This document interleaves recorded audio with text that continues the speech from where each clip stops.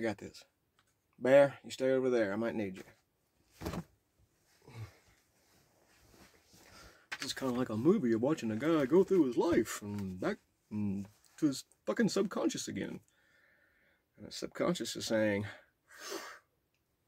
"What's up, Scooter? Sit down. Let's go through this thing together.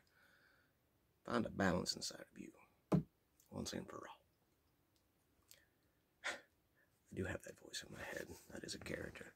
He's always smoking. Alright, I'm stalling.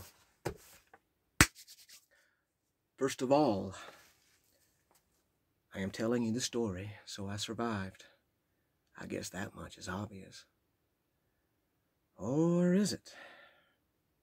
I feel that way sometimes. When things are tough.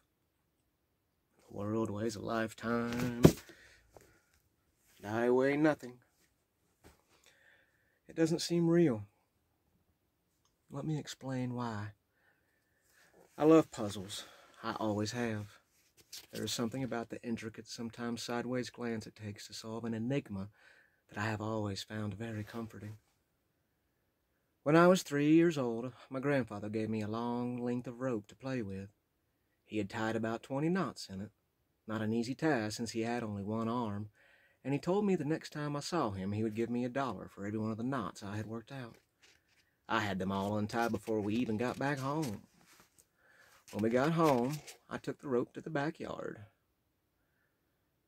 climbed Old Man Maple, which guarded our home from evil spirits, and tied the rope around one of the branches. I made a sloppy but effective noose, put it over my head, and with a loud Tarzan yell, I jumped off Old Man Maple. Then there was nothing.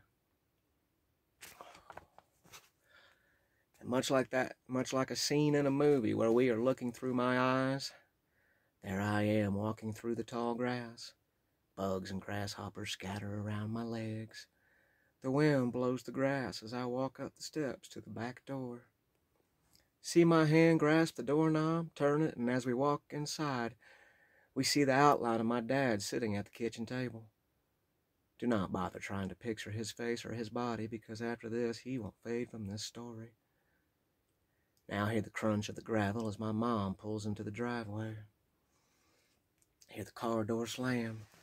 Hear the back door open as she walks in with the groceries. For a moment, all I can see is the brown grocery bags and her arms cradling them. As she puts the bags down on the table. I'm sorry that you can see half my head. I'm sorry about that. Sorry. For a moment, all I can see is the brown grocery bags and her arms cradling them.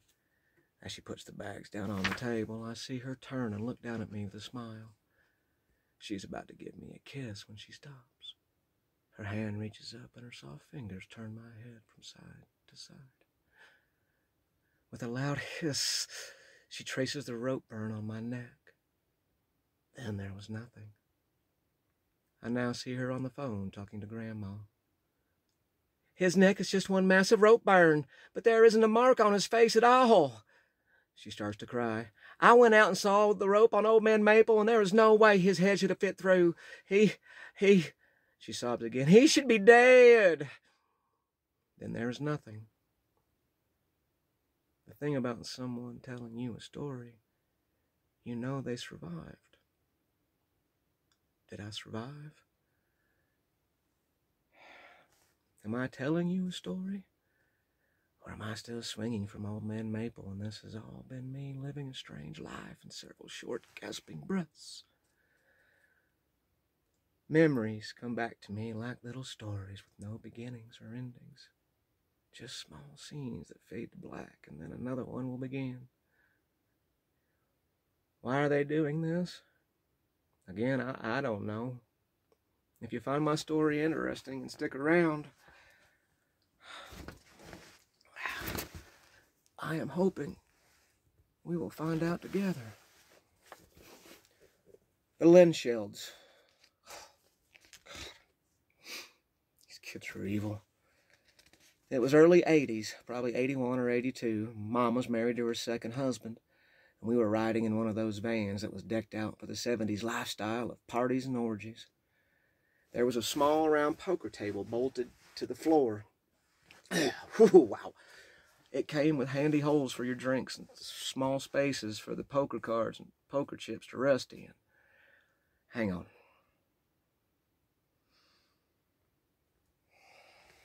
Remembering these things sober now as a, man.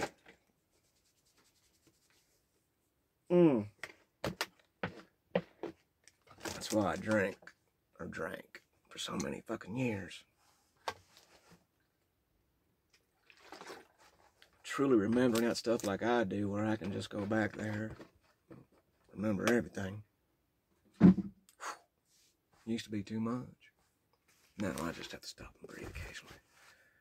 I honestly don't remember where I was. I kind of, okay, I'll start with, man. Healing hurts, by the way. 2 swivel chairs were almost bolted to the floor around the table. There was a half-bed couch in the back where I was sitting eating a Wendy's Frosty for the very first time. Next to me in its own little stand was a 2-gallon bottle of Canadian Club that had its own pump for easy pour. It was my job to refill the glasses when they were empty. 3 ice cubes, 3 pumps, fill it up with Coke. Mom and Steve, the new husband, were sitting in the... Hang on. God damn. Hang on. I got this. Just give me a second. I don't want to go for bear. I gotta get... Fuck. Haha. That was not a good man. He was a biker and not the cool biker friends I have now. He was the... Hang on. God damn. I got this. What do we got? 7:12? Okay. I got this. I'm going to keep going. This will be a long one. Fuck it. I don't care anymore. Just pause them or don't watch them. I don't give a fuck. I got to get through this. Mom and Steve, the new husband, were sitting in the poker chairs while their new friends were in the front. The Eagles' Hotel California was blaring from the new speakers. Fuck. Hang on. I got to stop.